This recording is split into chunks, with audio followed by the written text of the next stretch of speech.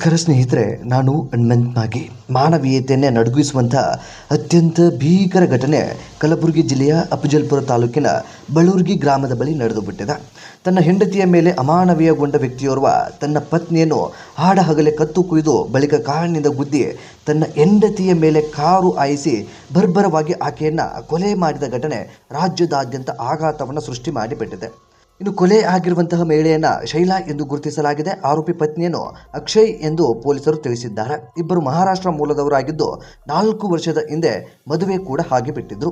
ಅಂದಹಾಗೆ ಅಸಲಿಗೆ ಈಗ ಪ್ರಾಥಮಿಕ ಹಂತದಲ್ಲಿ ಸಿಕ್ಕಿರುವಂತಹ ಮಾಹಿತಿ ಆದರೂ ಏನು, ಯಾಕೆ ಹೆಂಡತಿಯನ್ನು ಅಷ್ಟೊಂದು ಕ್ರೂರವಾಗಿ ಕೊಲೆ ಮಾಡೋದಕ್ಕೆ ಆತ ಮುಂದೆ ಆಗಿಬಿಟ್ಟು, ಅದರಲ್ಲೂ ಕೂಡ ನಡು ರಸ್ತೆಯಲ್ಲಿ ಎಲ್ಲರೂ ಕೂಡ ಓಡಾಟ ಮಾಡುವಂಥ ಜಾಗದಲ್ಲಿ ಈ ರೀತಿಯಾಗಿ ಘಟನೆ ನಡೆದದ್ದಾದರೂ ಏಕೆ ಎಂಬುದನ್ನು ಒಂದಿಷ್ಟು ಗಮನಿಸ್ತಾ ಹೋಗೋಣ. ಸಾಧ್ಯವಾದರೆ ವಿಡಿಯೋನ ಕೊನೆಯವರೆಗೂ ನೋಡಿ. ನೀವೇನಾದರೂ ನಮ್ಮ ಚಾನಲನ್ನು ಸಬ್ಸ್ಕ್ರೈಬ್ ಮಾಡಿಕೊಳ್ಳದೆ ವಿಡಿಯೋವನ್ನು ಗಮನಿಸ್ತಾ ಇದ್ದರೆ ಈ ಕೂಡಲೇ ಸಬ್ಸ್ಕ್ರೈಬ್ ಮಾಡಿ ಹಾಗೂ ಗಂಟೆ ಬಟನ್ ಕೂಡ ಕ್ಲಿಕ್ ಮಾಡಿಕೊಳ್ಳಿ. ಪೊಲೀಸರ ಪ್ರಾಥಮಿಕ ತನಿಖೆಯ ಪ್ರಕಾರ ಪತ್ನಿಯ ಅನೈತಿಕ ಸಂಬಂಧ ಶಂಕೆಯಿಂದ ಅಕ್ಷಯ್ ಈ ಕೃತ್ಯಕ್ಕೆ ಮುಂದಾಗಿದ್ದಾನೆ ಎನ್ನಲಾಗ್ತಾ ಇದೆ. ಖಾನಾಪುರಕ್ಕೆ ಹೋಗೋಣ ಎಂದು ನೆಪವಿಟ್ಟು ಪತ್ನಿ ಶೈಲಾಳನ್ನ ತನ್ನ ತಂದೆ ತಾಯಿಯೊಂದಿಗೆ ಕಾರಿನಲ್ಲಿ ಕರೆದುಕೊಂಡು ಬಂದಿದ್ದಾನೆ. ಮಾರ್ಗ ಮಧ್ಯೆ ಬಳೂರ್ಗಿ ಗ್ರಾಮದ ಸಮೀಪ ಕಾರು ನಿಲ್ಲಿಸಿ ಪತ್ನಿಯನ್ನ ಬಲವಂತವಾಗಿ ಹೊರಗೆ ಎಳೆದು ಹೊಲದ ಪಕ್ಕಕ್ಕೆ ಕರೆದು ಒಯ್ದಿದ್ದಾನೆ.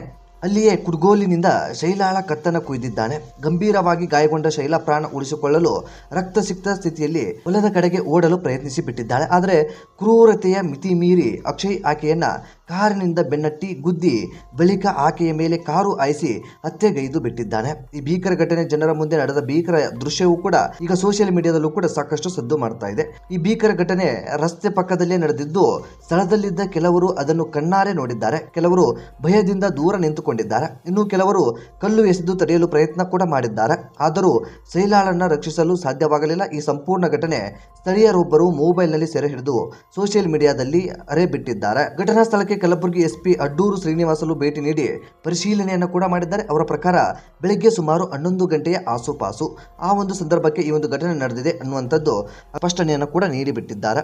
ಅಕ್ಷಯ್ ಹಾಗೂ ಆತನ ತಂದೆ ತಾಯಿಯನ್ನು ವಶಕ್ಕೆ ಪಡೆದುಕೊಂಡಿದ್ದಾರೆ. ಅದೇ ರೀತಿಯಾಗಿ ಅಫಜಲ್ಪುರ ಪೊಲೀಸ್ ಠಾಣೆಯಲ್ಲಿ ಪ್ರಕರಣ ಕೂಡ ದಾಖಲಾಗಿದೆ. ಪತ್ನಿಯ ಅನೈತಿಕ ಸಂಬಂಧವೇ ಈ ಒಂದು ಕೊಲೆಗೆ ಕಾರಣ ಆಗಿಬಿಡ್ತಾ ಅನ್ನುವ ನಿಟ್ಟಿನಲ್ಲಿಯೂ ಕೂಡ ಪೊಲೀಸರು ತನಿಖೆಯನ್ನು ಮುಂದುವರಿಸಿಬಿಟ್ಟಿದ್ದಾರೆ. ಕುಟುಂಬದ ಕಲಹ, ಅನುಮಾನ ಮತ್ತು ಕೋಪ ಈ ಮೂರು ಸೇರಿಕೊಂಡಾಗ ಎಷ್ಟು ಭೀಕರ ಪರಿಣಾಮ ಉಂಟಾಗಬಹುದು ಎಂಬುದಕ್ಕೆ ಈ ಘಟನೆ ಕಾರಣ ಅಂತ ಹೇಳಿದ್ರು ಕೂಡ ತಪ್ಪಾಗ್ಲಿಕ್ಕಿಲ್ಲ. ಅದೇನೇ ವಿಚಾರ ಇರಬಹುದಿತ್ತು, ಕೂತು ಬಗೆಹರಿಸಿಕೊಳ್ಳಬಹುದಿತ್ತು.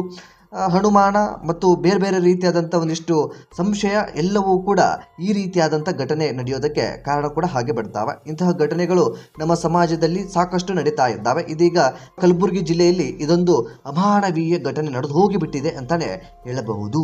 ಈ ಕುರಿತಾಗಿ ನಿಮ್ಮ ಅನಿಸಿಕೆ ಏನು ಎಂಬುದನ್ನು ಕಮೆಂಟ್ ಬಾಕ್ಸಲ್ಲಿ ಮೆನ್ಷನ್ ಮಾಡಿ. ಸಾಧ್ಯವಾದರೆ ವಿಡಿಯೋನ ನಿಮ್ಮ ಫ್ರೆಂಡ್ಸ್ಗೂ ಕೂಡ ಶೇರ್ ಮಾಡಿ. ಚಾನಲ್ನ ಸಬ್ಸ್ಕ್ರೈಬ್ ಮಾಡಿಕೊಳ್ಳದೆ ವಿಡಿಯೋನ ಗಮನಿಸಿದರೆ ಈ ಕೂಡಲೇ ಸಬ್ಸ್ಕ್ರೈಬ್ ಮಾಡಿ ಹಾಗೂ ಬೆಲ್ ಐಕನ್ ಕೂಡ ಕ್ಲಿಕ್ ಮಾಡಿಕೊಳ್ಳಿ. ಮತ್ತು ಮುಂದಿನ ವಿಡಿಯೋದಲ್ಲಿ ಸಿಗೋಣ.